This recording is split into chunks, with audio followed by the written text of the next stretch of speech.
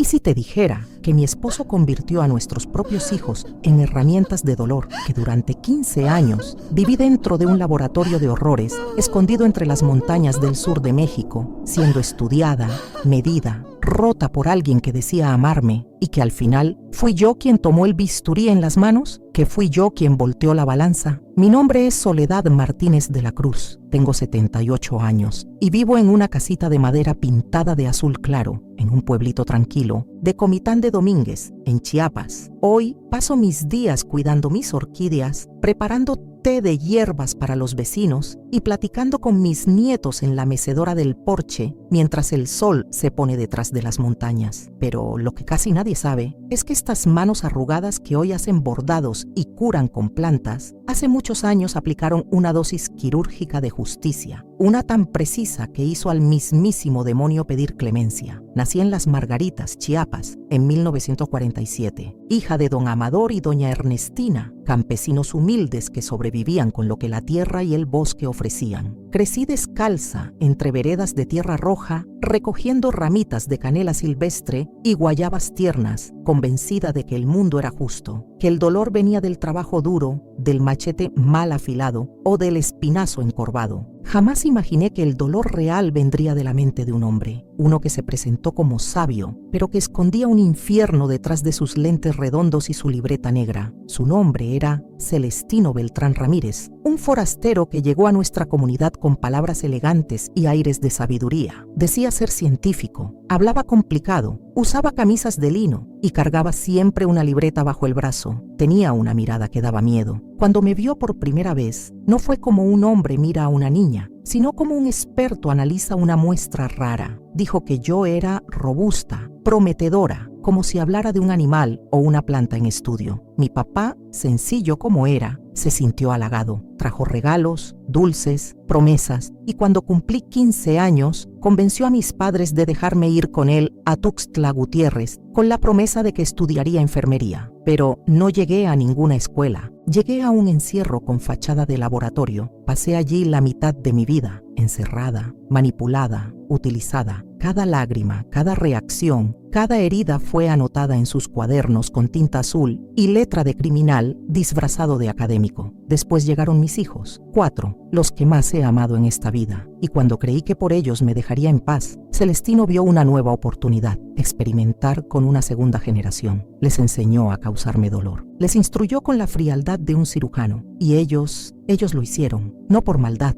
por miedo, porque creían que era normal, porque no tenían a quién más creerle. Sí, mis hijos me torturaron, con manos pequeñas. Aplicaron presión, pellizcos, descargas. Me miraban llorar y temblaban, pero obedecían. Yo les miraba y pensaba, algún día esto terminará, algún día se acabará. Hoy Celestino está solo, encerrado en una celda fría, olvidado por el mundo. Yo, en cambio, estoy rodeada de flores, nietos y silencio, pero jamás olvidé y no me arrepiento, porque entendí que a veces la justicia no baja del cielo, ni llega en forma de juez o policía. A veces la justicia nace del corazón de una mujer rota que ya no teme morir. Y si tú estás viendo este video, si llegaste hasta aquí, te pido que dejes un comentario. Escribe, creo que la justicia puede nacer del dolor. Esa frase me dice que no estoy sola. Y si esta historia tocó tu alma, suscríbete al canal, comparte este video con alguien que necesita escuchar esto y déjame un me gusta. Tu apoyo me da fuerza para seguir contando las historias que nadie más se atreve a contar, porque a veces la justicia tiene rostro de abuela y voz de mujer que sobrevivió al infierno. Yo tenía apenas 15 años cuando subí a ese camión desvencijado, con una bolsita de manta que mi mamá me había cosido a mano. Dentro llevaba 2 mudas de ropa, un peine de madera y una carta de bendición que ella me entregó con lágrimas en los ojos. Cuídate mucho, hijita, me dijo, abrazándome fuerte. El doctor Beltrán es un hombre bueno. Vas a tener un futuro mejor que el nuestro. Desde las montañas de Las Margaritas hasta Tuxtla Gutiérrez, el camino era largo y polvoriento. Celestino me hablaba durante todo el trayecto contándome sobre la escuela, los libros que iba a leer, los hospitales donde podría trabajar cuando me graduara. Yo asentía en silencio, apretando con fuerza la carta de mi madre, sin saber que lo que me esperaba no era un aula,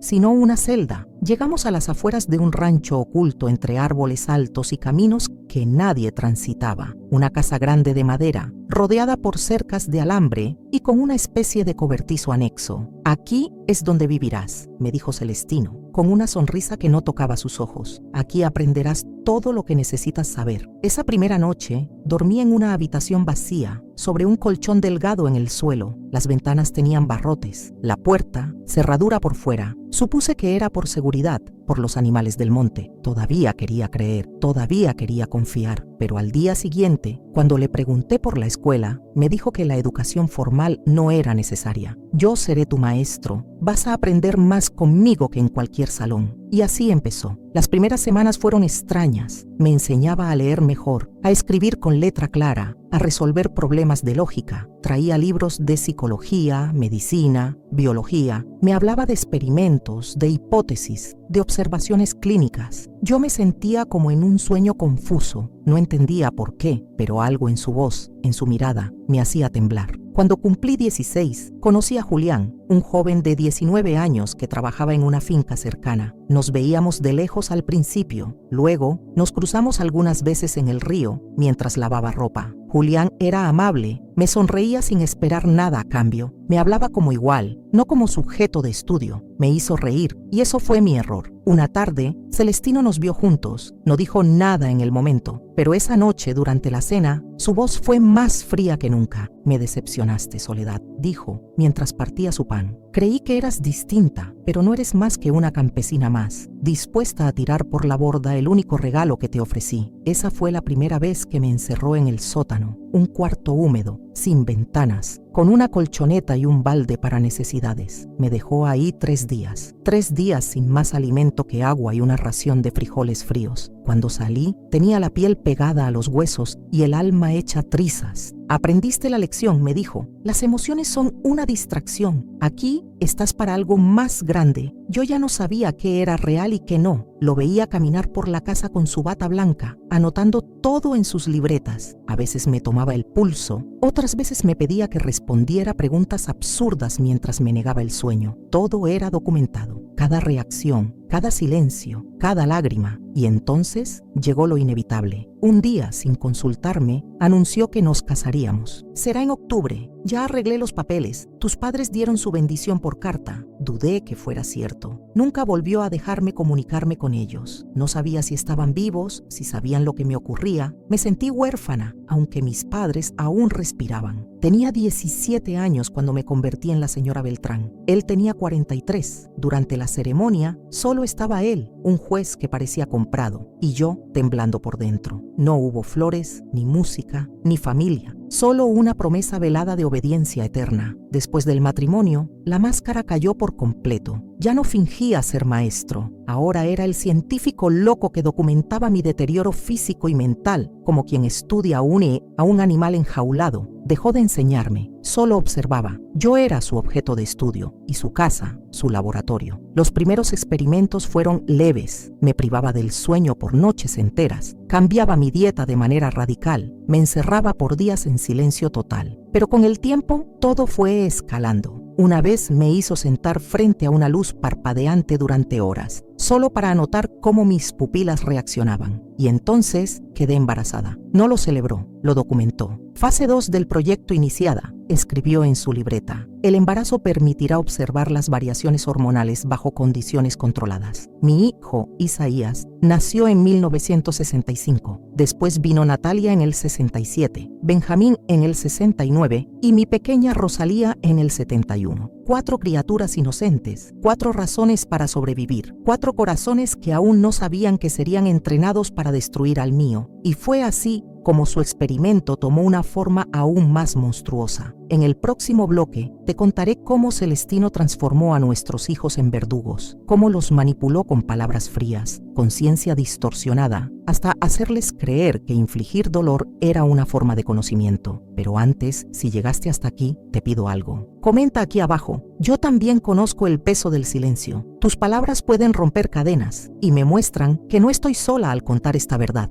El día que Isaías cumplió 6 años, Celestino convocó a toda la familia al comedor. Era una tarde calurosa. de esas en que el aire pesa sobre los hombros y el viento no se atreve a soplar. Recuerdo haber sentido una tensión inexplicable desde que desperté. Celestino había pasado toda la mañana encerrado en su despacho, hojeando libretas, murmurando cifras, dibujando esquemas que no permitía que nadie viera. Durante el almuerzo no pronunció palabra, pero después, mientras los niños recogían los platos y yo barría el suelo de tierra apisonada, se aclaró la garganta y dijo con la solemnidad de un sacerdote anunciando un juicio: ha llegado el momento de iniciar la siguiente fase del experimento. Yo me congelé, supe de inmediato que algo iba a cambiar para siempre. Celestino explicó, con voz firme, que su investigación sobre el comportamiento humano había sido un éxito hasta ese punto, pero que necesitaba avanzar, que la ciencia, como él decía, no puede estancarse en la observación pasiva, que necesitaba estudiar las reacciones del alma ante el dolor provocado por seres queridos. Yo no entendía completamente lo que decía, pero supe que no se trataba de una hipótesis, era una sentencia. Soledad será el sujeto de estudio, dijo, con la misma calma con que otros sirven café. Y ustedes, niños, serán los agentes del estímulo. Yo documentaré todo para la posteridad. Isaías, confundido, me miró. Natalia frunció el ceño. Benjamín jugueteaba con una ramita en el suelo, ajeno. Rosalía, tan solo con 3 años, dormía en mis brazos, y así comenzó lo impensable. Celestino transformó uno de los cuartos de la casa en un laboratorio improvisado. Quitó las camas, instaló una silla vieja de madera reforzada con cinturones de cuero. Colocó mesas a los lados con instrumentos caseros, cables, pinzas, botellas con líquidos, varas de madera lijada, una caja con resortes metálicos. En una esquina estaba su escritorio con una lámpara de queroseno, una grabadora de cassette y sus libretas negras alineadas como si fueran los mandamientos de una religión sin Dios. Ese fue el escenario donde el infierno tomó forma. El primer día llamó a Isaías. Hoy aprenderás cómo aplicar un estímulo doloroso controlado a tu madre, le dijo, como si le estuviera enseñando a leer. Mi hijo se estremeció, me miró con ojos de cachorro herido. No quiero lastimar a mi mamá, dijo, con voz temblorosa. Celestino endureció el rostro. No es una opción, es ciencia. Y si te niegas, tú serás el sujeto. Documentaré la diferencia entre el dolor en adultos y en niños. Isaías rompió a llorar. Y yo también. Fue así como mi propio hijo, con apenas 6 años, comenzó a aplicarme pequeños toques eléctricos con un dispositivo que Celestino había construido. Al principio eran leves, un cosquilleo que apenas me hacía contraer los músculos, pero lo peor no era el dolor físico. Era mirar a los ojos de mi niño mientras obedecía a su padre, llorando en silencio, creyendo que era su culpa. Cada sesión era peor. Celestino aumentaba la intensidad de los estímulos. Les enseñaba cómo pellizcar, cómo aplicar presión en ciertos puntos del cuerpo, cómo usar objetos fríos o calientes para provocar respuestas. Yo trataba de aguantar sin gritar, sin reaccionar para protegerlos, pero eso solo lo enfurecía más. La ausencia de reacción puede indicar disociación emocional, anotaba en su libreta. Proceder con estímulo múltiple simultáneo. Y entonces llamaba a más de un niño, a veces a los 4, otras veces elegía solo a uno, para comparar resultados. Les daba instrucciones precisas, dónde tocar, cuánto tiempo, con qué fuerza. Si alguno se equivocaba, lo castigaba. A veces los dejaba sin comida, a veces los encerraba, a veces me obligabas a observar cómo los castigaba, solo para ver cómo reaccionaba yo. Natalia, mi segunda hija, fue la que se adaptó más rápido. Se volvió fría, automática, ejecutaba las órdenes como si estuviera resolviendo un problema de matemáticas. No mostraba emoción, pero por las noches la escuchaba llorar en su habitación, ahogando los sollozos contra la almohada. Tenía solo 5 años. Benjamín, con 3, no entendía mucho. A veces jugaba con los aparatos sin saber para qué servían, pero ya sabía que su padre era el amo y que obedecerlo evitaba castigos. Rosalía era aún más pequeña. Durante años creyó que eso era normal, que así funcionaban todas las familias, que los experimentos eran una forma de amor o de aprendizaje. Y yo ya no sabía quién era. Había noches en que me despertaba sin saber en qué día vivía. A veces hablaba sola, a veces olvidaba mi nombre. Celestino anotaba todo. Sujeto presenta disociación episódica, habla desorganizada, lapsos de conciencia, decía, mientras yo me desmoronaba frente a sus ojos. Intenté escapar 2 veces. La primera fue en 1970. 1973. Rosalía tenía apenas 2 años. Esperé a que él se fuera al pueblo por suministros. Cargué a los niños y me interné en el monte. Caminamos 6 horas, pero no sabía dónde ir. Estaba desnutrida, débil, sin fuerzas. Él nos encontró, nos llevó de vuelta. Y durante un mes aumentó la frecuencia y severidad de los experimentos. La segunda vez fue peor. Me castigó, dejándome sin agua por 3 días. Perdí el conocimiento. Cuando desperté, me amarró a la silla y grabó cada reacción mientras aplicaba nuevos métodos. Recuerdo haber visto a Isaías llorando de rodillas, suplicando que parara, pero Celestino lo ignoró. Yo ya no era una madre, era un número, un sujeto, una estadística. Pero entonces algo cambió. Isaías tenía 12 años cuando noté que sus ojos ya no eran los mismos. Había un atisbo de duda, de humanidad, pequeños gestos. Tardaba más en obedecer. Me tocaba con más suavidad. A veces evitaba mi mirada, como si le doliera verme así. Y ahí supe que si quería sobrevivir, si quería salvar al menos a uno de mis hijos, tenía que dejar de luchar con desesperación. Tenía que usar su propia lógica. Tenía que ser como él, fría, meticulosa, estratégica. Fue entonces que comencé a fingir. Fingí aceptación, fingí docilidad, fingí que me había rendido. Y él lo creyó. Celestino pensó que me había quebrado, que finalmente había destruido toda mi voluntad. Bajó la guardia. Comenzó a confiar en que yo no intentaría huir otra vez. Mientras tanto, cada noche, mientras él dormía, yo practicaba técnicas de respiración. Recordaba las enseñanzas de mi madre sobre cómo resistir el dolor físico. Separaba mi mente del cuerpo, observaba sus rutinas, tomaba nota mental de sus horarios, de sus escondites, de las llaves, de los caminos hacia el río y sobre todo me enfoqué en Isaías. Mi niño, mi primogénito, era la única chispa de humanidad en ese infierno y yo necesitaba reavivar esa chispa. Comencé a comunicarme con él en silencio, pequeños gestos, miradas, caricias fugaces en la mano. Cuando Celestino salía por provisiones, le susurraba palabras al oído. No es tu culpa, hijo. Esto no es normal. Un día saldremos de aquí. Al principio Isaías se alejaba, asustado. Pensaba que era una trampa. Celestino había sembrado el miedo tan profundamente que no confiábamos ni en nosotros mismos. Pero poco a poco, él empezó a responder. Un apretón de mano, una lágrima furtiva, una frase murmurada. Yo también quiero irme, mamá. Y supe que tenía una oportunidad.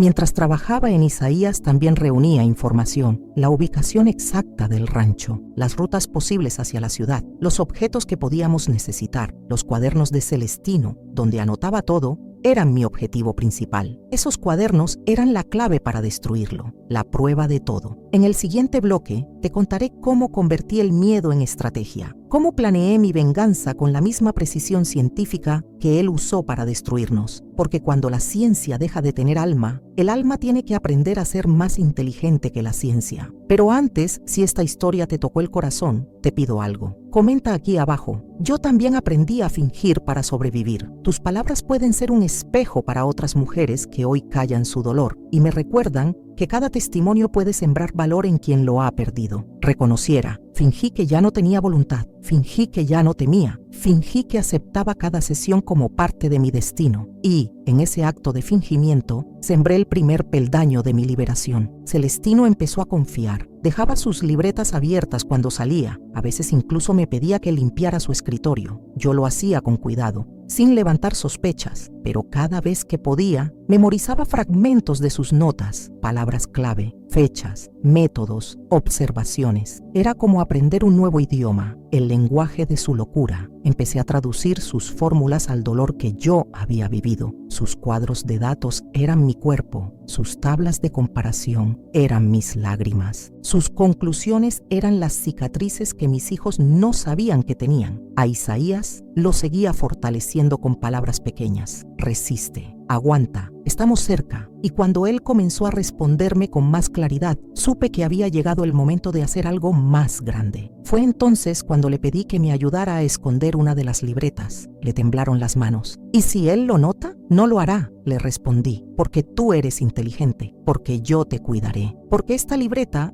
es la prueba de que no estamos locos. La escondimos debajo de una de las tablas sueltas del piso, en el cuarto trasero, el que ya no usábamos. Isaías lo hizo mientras yo fingía una crisis nerviosa en la cocina para distraer a Celestino. Grité, me dejé caer, rompí un vaso, Él vino corriendo, me gritó, me empujó, pero no vio a Isaías, no notó la libreta. Así fue como comenzamos a construir nuestro archivo secreto. Cada semana, Isaías tomaba una hoja y copiaba fragmentos de las notas de su padre. A veces las dibujaba, a veces escribía con palabras suyas lo que entendía. Era un niño, sí, pero era el hijo de una madre desesperada, y en su inocencia puso el alma en cada línea. A la par empecé a enseñarle cosas prácticas, cómo leer las estrellas para orientarse, cómo saber si una planta era venenosa, cómo moverse sin hacer ruido, cómo detectar cuando alguien miente. Le transmití todo lo que mi abuela me había enseñado cuando era niña y vivíamos en la sierra, antes de que Celestino me llevara a su mundo. También observaba los movimientos de mi esposo. Sabía que cada 15 días bajaba al pueblo. Iba por provisiones, libros, cintas de grabación. Siempre regresaba al atardecer. Esos días eran los únicos en los que la casa respiraba. Planeé mi salida para uno de esos días, pero necesitaba más que una oportunidad. Necesitaba aliados. Comencé a trabajar en Natalia. Ella estaba endurecida, fría, había aprendido a no sentir. Fue más difícil llegar a ella, pero noté algo. Cuando le cantaba a Rosalía para dormir, su voz se quebraba. Ese era su punto débil, la música, la infancia que había perdido. Una noche, mientras peinaba su cabello, le canté una canción que mi madre me cantaba. Natalia se quedó quieta, no habló, no lloró, pero al día siguiente me dejó un dibujo en mi cama. Era una casa abierta con pájaros volando. Ahí supe que también podía contar con ella. A Benjamín lo incluí en tareas más sencillas: vigilar, avisar si su padre venía, tapar la puerta del cuarto cuando escribíamos. Aunque tenía apenas 7 años, entendía el miedo, y lo que más odiaba era ver llorar a Rosalía. Él también quería sacarla de ahí. El día llegó, era abril, el calor ya empezaba a secar la tierra. Celestino anunció que bajaría al pueblo. Yo fingí fiebre, me envolví en cobijas, sudé a propósito, murmuré incoherencias. Él dudó, me puso el termómetro, pero Isaías lo había manipulado antes. Marcaba 39 grados. Celestino pensó que no había riesgo. No vayan a hacer tonterías, nos dijo antes de salir. Esperamos media hora. Entonces, cada uno tomó su puesto. Natalia recogió las libretas escondidas. Isaías fue a la despensa y tomó algo de comida: pan seco, agua, un poco de sal. Benjamín tomó la cuerda que usaríamos para ayudarnos a cruzar el río. Yo cargué a Rosalía y salimos. Corrimos por el sendero del fondo, no por el principal. Caminamos durante horas. Isaías guiaba. Yo iba en medio,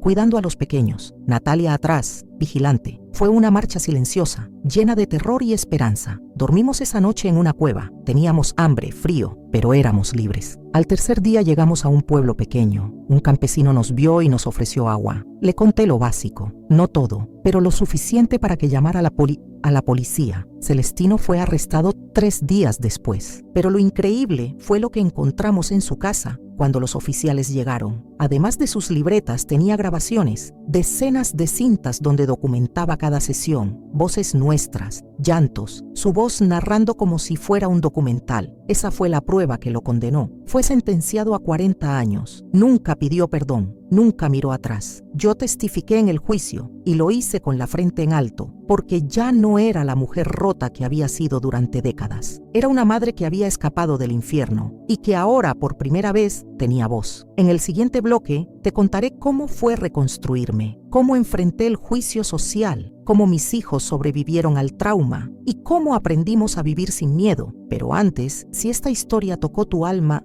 te pido algo. Comenta aquí abajo. Yo también supe fingir para sobrevivir. A veces basta una frase para que otra mujer sepa que no está sola. Y algunos incluso con sospecha, como si la culpa pudiera haberse esparcido desde la casa de Celestino hasta nuestras pieles. No sabían cómo hablarnos. No sabían si abrazarnos o evitarnos, porque aunque él estaba preso, nuestra historia no era una victoria. Era una herida abierta. El gobierno nos ofreció apoyo psicológico, pero en aquel tiempo eso significaba una charla ocasional con una trabajadora social mal pagada y promesas de seguimiento que nunca llegaban. Nos enviaron a un albergue temporal en Comitán, junto a otras mujeres en situaciones parecidas. Mujeres con ojeras profundas y niños callados, todos esperando que alguien nos explicara cómo seguir. Isaías dormía con los ojos abiertos. Natalia no permitía que nadie la tocara. Benjamín tenía pesadillas en las que gritaba sin sonido. Rosalía, aún tan pequeña, empezó a arrancarse mechones de cabello sin razón aparente. Y yo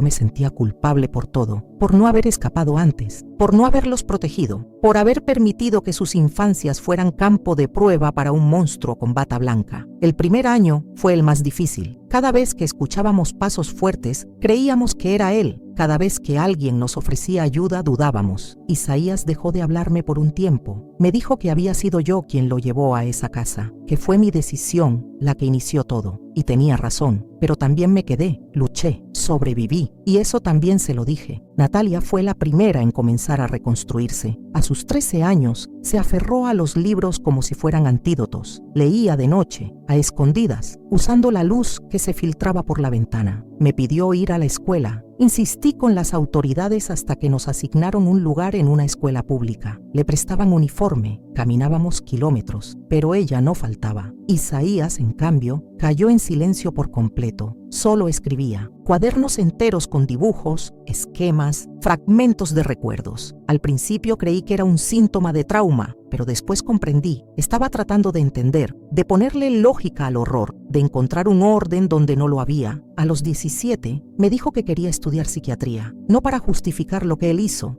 me explicó, sino para evitar que alguien más se convierta en lo que él fue. Benjamín era el más sensible, lloraba con facilidad, tenía terrores nocturnos. En una ocasión, se orinó encima durante una ceremonia escolar y todos se burlaron. Fue un día devastador, pero fue también el día en que el director me llamó para preguntarme si podían brindarle atención especializada. Fue la primera vez que alguien en una institución vio a mis hijos como sobrevivientes, no como niños rotos. Rosalía, mi pequeña Rosalía, ella era el hilo que me mantenía unida. Su risa, cuando por fin volvió a aparecer, me dio fuerzas para seguir. Cada noche, al peinar su cabello antes de dormir, le decía, no estás rota, estás viva, y eso es suficiente. Con el tiempo, logré un trabajo limpiando en una biblioteca. No era mucho, pero me permitía estar cerca de los libros y me traía paz. Empecé a escribir también, no con la intención de publicar, sino para vaciar mi alma, para nombrar los días sin nombre, para darle forma al dolor. Años después, Isaías me propuso algo. Mamá, ¿por qué no contamos tu historia, no como víctima, sino como testimonio? Me resistí. Me aterraba la idea de abrir las cicatrices, pero él insistió. No es solo por ti, es por las que siguen ahí, sin saber que pueden salir. Así comenzó todo esto. Escribir esta historia ha sido como volver a caminar descalza por un camino de espinas, pero también ha sido como abrir una ventana después de años de oscuridad. Y si tú has leído hasta aquí, es porque quizás también llevas tus propias cicatrices invisibles. Te prometo que no estoy escribiendo esto para inspirar lástima, tampoco para que me vean como heroína. Solo soy una mujer, una madre, una sobreviviente, una más entre muchas. En el próximo bloque te contaré cómo volví a confiar en alguien, cómo, después de tanto, me atreví a mirar a otro ser humano a los ojos sin sentir miedo, cómo el amor en su forma más sencilla llegó cuando ya no lo esperaba. Pero antes, si este pedazo de mi vida tocó el tuyo, te pido con humildad, comenta aquí abajo. Mis cicatrices también tienen historia. Quizás tu frase sea el primer paso para que otra mujer también hable. Y si una habla, otra se libera. Confiar, esa palabra tan pequeña y tan compleja. Para muchos, confiar es natural, pero para quienes hemos sido traicionadas desde dentro del hogar, desde los abrazos que dolían más que los golpes, confiar se convierte en una hazaña casi imposible. Yo pasé más de una década mirando al suelo. Aprendí a leer los pies de las personas para saber si estaban nerviosos o si venían con violencia. Desarrollé un sexto sentido para detectar el peligro antes de que llegara, pero no sabía cómo mirar a alguien a los ojos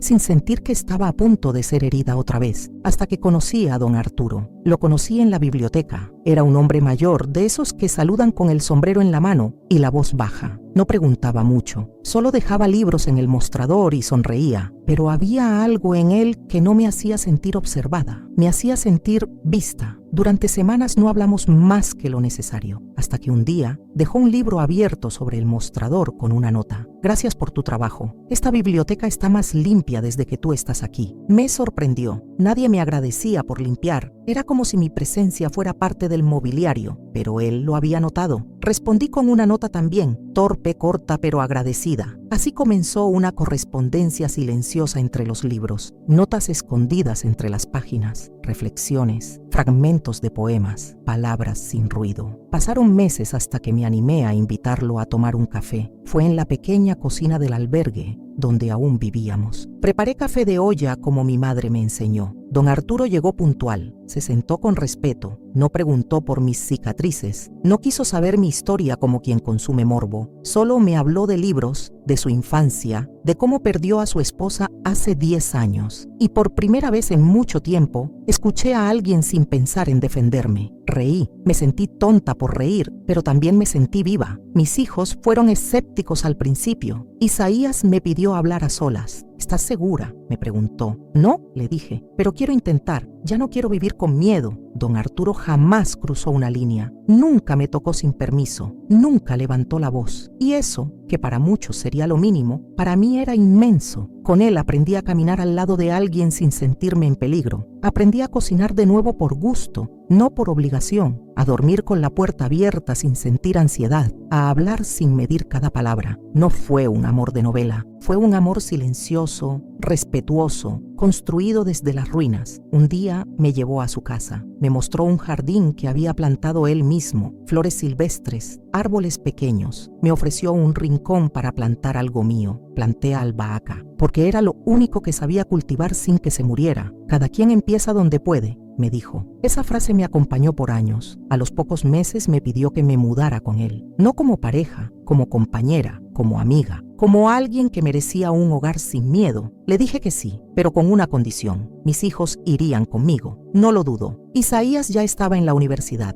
Natalia trabajaba en una librería. Benjamín estudiaba música. Rosalía empezaba a escribir cuentos. Don Arturo los recibió con respeto. Nunca intentó ocupar el lugar de padre. Solo fue alguien presente, discreto, firme. Durante años vivimos así, sin grandes sobresaltos, sin fiestas, sin escándalos, solo con paz. Y eso, para mí, era todo. Pero las cicatrices no desaparecen. A veces, incluso en medio de la calma, el cuerpo recuerda. Y hay noches en que me despierto sudando, con el corazón acelerado, porque soñé que Celestino regresaba. A veces, veo hombres con cierto parecido y mi cuerpo se tensa, pero ya no me paraliza, ya no me controla. Mis hijos también sanaron a su manera. Isaías publica artículos sobre salud mental. Natalia se convirtió en terapeuta. Benjamín compone canciones que cuentan historias como la nuestra. Rosalía da talleres de escritura para niñas sobrevivientes de violencia. Ellos decidieron transformar el dolor. Yo decidí contarlo, porque cada palabra que escribo me devuelve un pedazo de mí. Y si tú estás leyendo esto, tal vez también estés en ese camino. Tal vez también quieras volver a mirar a alguien a los ojos sin miedo. No es fácil. A veces duele más abrirse que esconderse. Pero te prometo algo, la vida puede empezar a cualquier edad,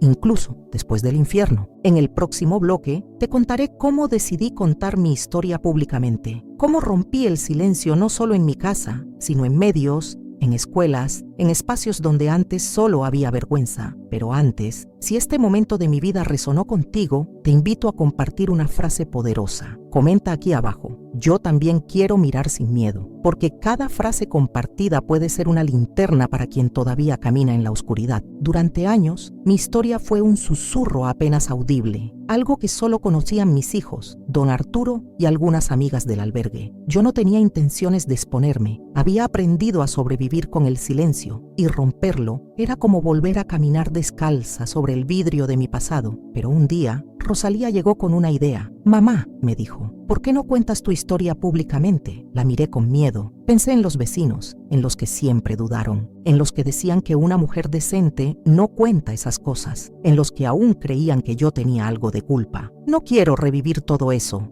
le dije. Pero ya lo estás reviviendo en tu silencio, me respondió. Tenía razón. El dolor no desaparecía por no hablar de él, solo se escondía en mi cuerpo, en mis insomnios, en mis temblores, en el miedo irracional de que mis nietas pudieran un día pasar por lo mismo. Rosalía me ayudó a escribir una carta abierta, no para señalar con el dedo, no para generar odio, sino para testimoniar, para ponerle palabras a lo que tantas otras mujeres no se atreven a decir. La carta fue publicada en un pequeño periódico local de San Cristóbal. Era apenas un folio sencillo, sin foto, sin detalles que me expusieran del todo, pero con verdad. Dije mi nombre, dije lo que sufrí, dije cómo logré salir, dije que no era un milagro, sino una lucha constante. A la semana siguiente, recibí más de 30 mensajes, mujeres del pueblo, de otros estados, incluso una que vivía en California, todas contándome que habían vivido cosas parecidas. Algunas nunca lo habían dicho en voz alta, muchas ni siquiera se lo habían contado a sus esposos o hijos. Me temblaron las manos, porque por primera vez entendí que mi historia no era solo mía, que mi dolor tenía eco, y ese eco podía sanar. Fui invitada a una reunión de mujeres en una casa comunitaria. Al principio dudé, me sudaban las manos, sentí que me iba a desmayar, pero me senté frente a ese grupo de señoras y jóvenes y conté todo, los gritos, las noches encerrada, las palabras que me hundían más que los golpes, la bata blanca de Celestino, su voz calmada mientras me destruía por dentro. Muchas lloraron, otras no pudieron mirarme, pero todas escucharon. Desde ese día comencé a ser invitada a más espacios, pequeños al principio, luego escuelas, círculos de mujeres, iglesias progresistas que querían hablar de lo que nadie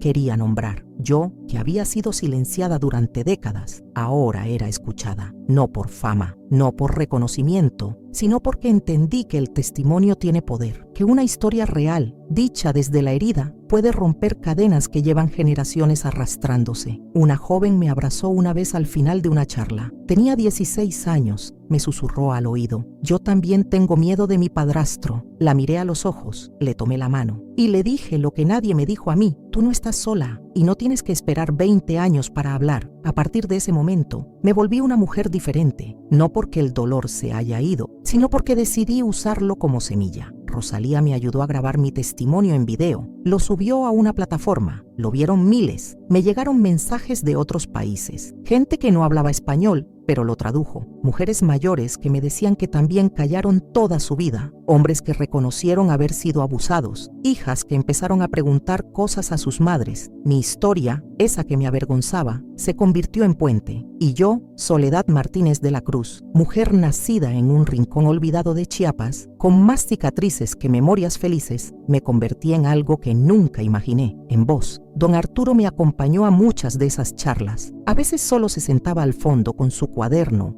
anotando frases que después me repetía en la cena. Me decía, tu historia no cambia el pasado, pero puede cambiar futuros, y eso me sostuvo. Mis hijos, cada uno a su modo, también comenzaron a contar. Isaías hizo un documental sobre salud mental en sobrevivientes de abuso familiar. Natalia escribió un manual para acompañamiento de mujeres en comunidades rurales. Benjamín compuso una canción llamada Casa sin ventanas. Rosalía publicó su primer libro de cuentos y me dedicó el prólogo. A mi madre, que me enseñó que el silencio también se puede romper. Y aquí estoy, contándote esto a ti, a quien sea que esté leyendo. Si estás aquí, si seguiste leyendo hasta este punto, quizás tú también cargas algo que nunca dijiste. Quizás también necesitas saber que no es tarde, que no estás sola, que tu voz también merece ser oída. En el próximo bloque te contaré cómo fue enfrentarme a mi madre después de tantos años, cómo la mujer que me dio la vida me negó el dolor y cómo aprendí a perdonar, incluso sin recibir perdón. Pero antes, si esta parte de mi historia tocó algo en ti, te invito a dejar un comentario sincero. Escribe aquí abajo, yo también tengo una historia que merece ser contada, porque cuando una habla, muchas despiertan. Hay heridas que sangran sin tocar la piel, y hay palabras no dichas que pesan más que los gritos. Por años, imaginé ese encuentro, pensaba en lo que le diría, en cómo me plantaría frente a ella, con toda la fuerza que construí desde mis ruinas. Pero cuando el momento llegó, descubrí que no existen ensayos posibles para enfrentarte a quien decidió no verte. Mi madre, doña Eulalia, seguía viviendo en el mismo solar de siempre, en las afueras de Comitán. La casa no había cambiado. El mismo portón de madera vieja, la misma hamaca en el corredor, el mismo olor a maíz y humedad que me hacía regresar sin quererlo a mi infancia atrapada entre paredes que nunca me protegieron. Tenía casi 80 años, más arrugada, más lenta, pero con los mismos ojos duros de siempre. No me abrazó, me ofreció asiento como si fuéramos desconocidas. Me preguntó por mis hijos, por mi salud,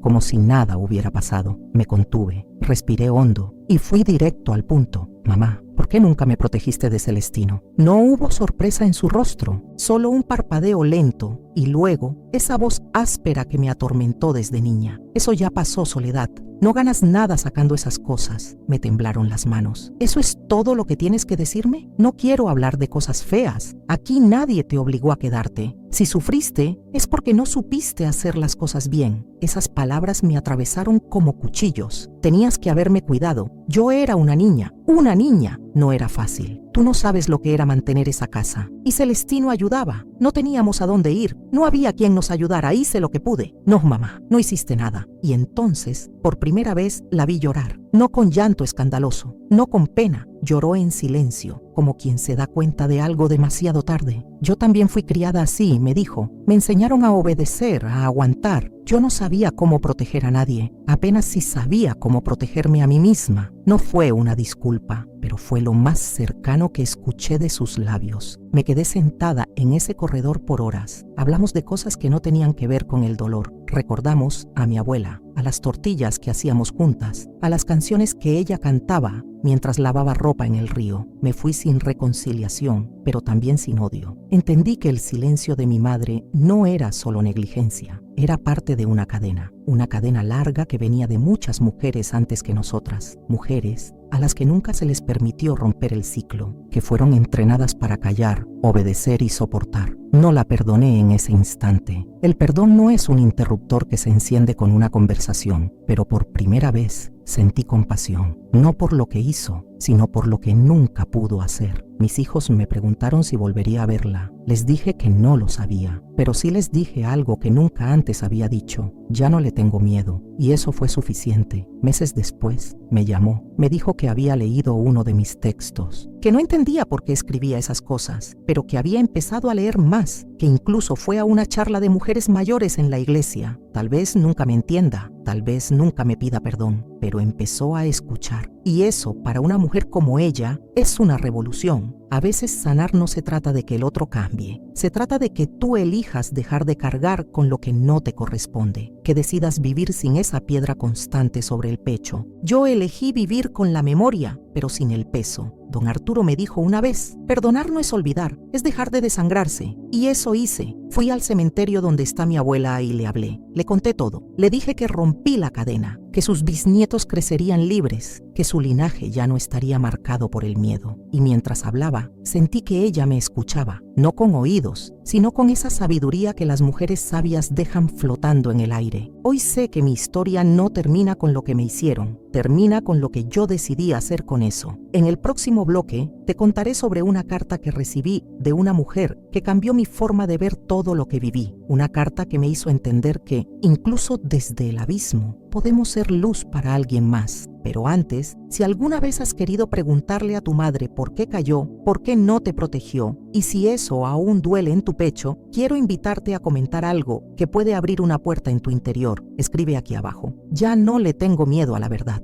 Porque a veces, lo más valiente que podemos hacer es mirar hacia atrás sin bajar la mirada. Recibí la carta un jueves por la mañana. Estaba entre cuentas, un volante de farmacia y una revista vieja. Al principio pensé que era otra propaganda, pero al ver mi nombre escrito a mano en el sobre, algo se movió en mi estómago. No era común que alguien me escribiera de puño y letra. La mayoría me mandaba mensajes por redes o me llamaba directamente. Me senté en la mesa de la cocina con el café ya frío y la abrí con manos temblorosas. Era de una mujer llamada Mariana. Decía tener 32 años. Vivía en Puebla. Me había visto en una entrevista que grabé con una organización de derechos humanos hacía unos meses. Decía que no sabía cómo había llegado hasta ese video, pero que algo en mi voz le hizo detenerse. Su carta no era larga, pero cada palabra parecía arrancada con dolor. Me contó que fue abusada por su padrastro desde los 8 hasta los 15 años, que su madre nunca le creyó, que a los 16 huyó de casa, que sobrevivió como pudo, que dormía en terminales, trabajó limpiando baños y después como mesera en lugares donde el respeto era un lujo. Me dijo que llevaba años en terapia, pero que aún tenía pesadillas, que aún se culpaba, que a veces se miraba al espejo y sentía asco, pero luego escribió una frase que me hizo llorar. El día que vi su testimonio, algo se rompió y se reconstruyó dentro de mí. Por primera vez, creí que tal vez yo también podía sanar. Leí esa línea más de 10 veces. Me quedé ahí, sentada, sintiendo una mezcla de gratitud,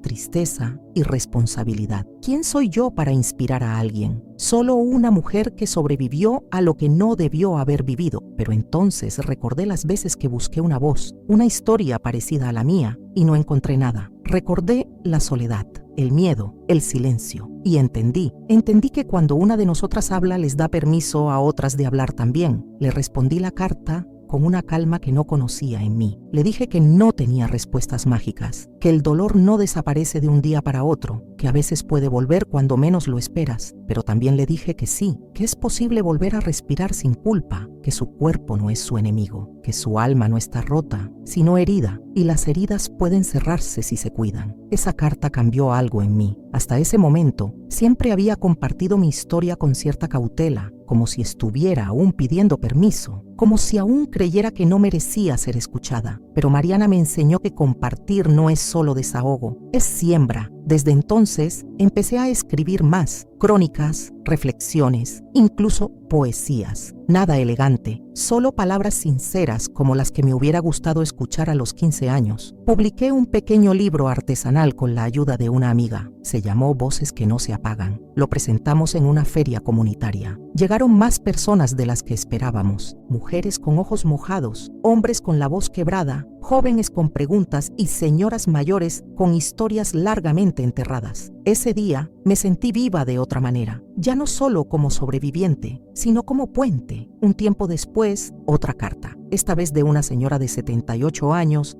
de Zacatecas. Me decía que nunca había contado lo que su propio hermano le hizo cuando era niña, que vivió toda su vida en silencio, que crió hijos, tuvo nietos, fue esposa durante 50 años y nadie supo. Hasta que un día escuchó mi voz y lloró y se permitió llorar. Gracias por nombrar lo que yo nunca pude decir, me escribió, porque ahora sé que no fui yo la que estaba mal. Ahí supe que ya no tenía vuelta atrás. No podía dejar de hablar, ya no por mí, sino por todas las que siguen encerradas en cuartos oscuros de memoria, por las que no tienen nombre en los periódicos, pero que cargan cicatrices tan profundas como las mías. He recibido mensajes de maestras, médicas, obreras, estudiantes, mujeres de campo, mujeres de ciudad, cada una con su historia, ninguna menos válida, todas necesarias, y en cada una hay una soledad de hace años, esperando ser escuchada. No todas quieren contar su historia en público, y no tienen por qué hacerlo, pero saber que no están solas, que hay otras que pasaron por la misma sombra y encontraron luz, cambia todo. A veces, basta con saber que hay alguien del otro lado que entiende, que no juzga, que simplemente dice, yo estuve ahí. Hoy, cuando me miro en el espejo,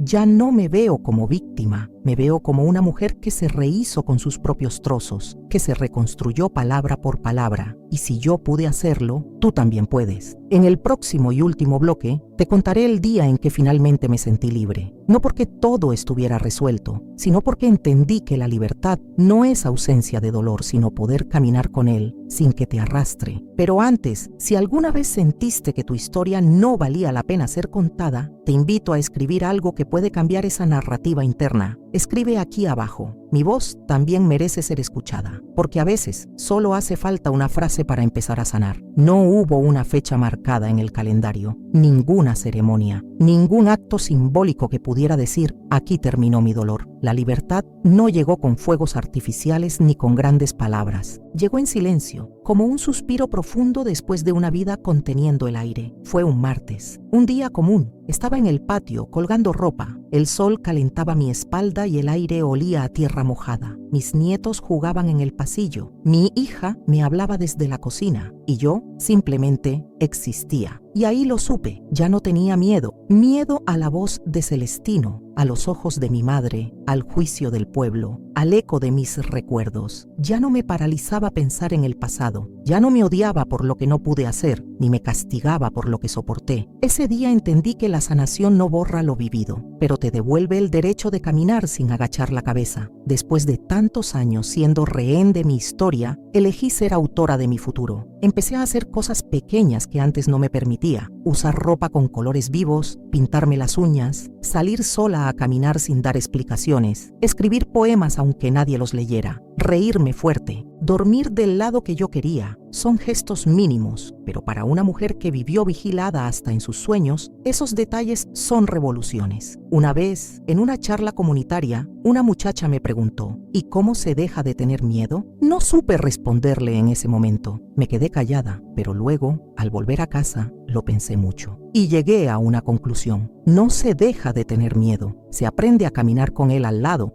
sin que te agarre del cuello. Hoy tengo 84 años y puedo decirlo sin tartamudear. No soy lo que me hicieron, soy lo que decidí hacer con lo que me hicieron. Fui esposa, madre, hija, víctima, pero también fui guerrera, escritora, mujer que rompió ciclos, abuela que abraza sin miedo, vecina que escucha sin juzgar. Mis hijos me ven con otros ojos, mis nietos me preguntan por mis historias. Ya no oculto, ya no maquillo la verdad, porque sé que nombrar lo que dolió también es un acto de amor. A veces me siento en el corredor y miro el cielo. Me imagino a todas esas mujeres que ya no están, que partieron con la verdad enterrada en el pecho, y les hablo en silencio. Les digo que aquí estamos, que su legado vive, que rompimos la cadena. Mi nieta menor, Abril, de apenas 10 años, me abrazó una tarde y me dijo, abuela, tú eres valiente, no sé si lo soy, pero si ella lo cree, entonces algo hice bien. No escribo estas palabras para que me tengan lástima, tampoco para exponer heridas viejas. Escribo porque sé que allá afuera hay miles de mujeres que creen que ya es tarde para hablar, para sanar, para empezar de nuevo. Y yo quiero decirles que no, nunca es tarde. Mientras haya aliento en el cuerpo y verdad en el corazón, siempre se puede volver a empezar. Este video no es solo una historia, es un testimonio de que la oscuridad no es eterna, de que la memoria puede doler, pero también puede liberar, de que no estamos solas. Si tú escuchaste hasta aquí, es porque algo de esta historia tocó la tuya. Y si sientes que llegó el momento de nombrar tu verdad, te invito a hacer un acto pequeño pero poderoso. Escribe aquí abajo, hoy elijo no tener miedo, porque a veces todo lo que necesitamos es dar el primer paso. Y si esta historia te conmovió, te pido que la compartas con alguien que necesite escucharla. Suscríbete al canal para seguir conociendo testimonios como este y deja tu me gusta si algo de todo esto resonó en tu alma. Aquí hablamos desde el alma y para el alma. Este video es una obra original y auténtica, creada con respeto y profunda dedicación para honrar las voces que fueron silenciadas durante demasiado tiempo. Gracias por acompañarme. Hasta la próxima historia.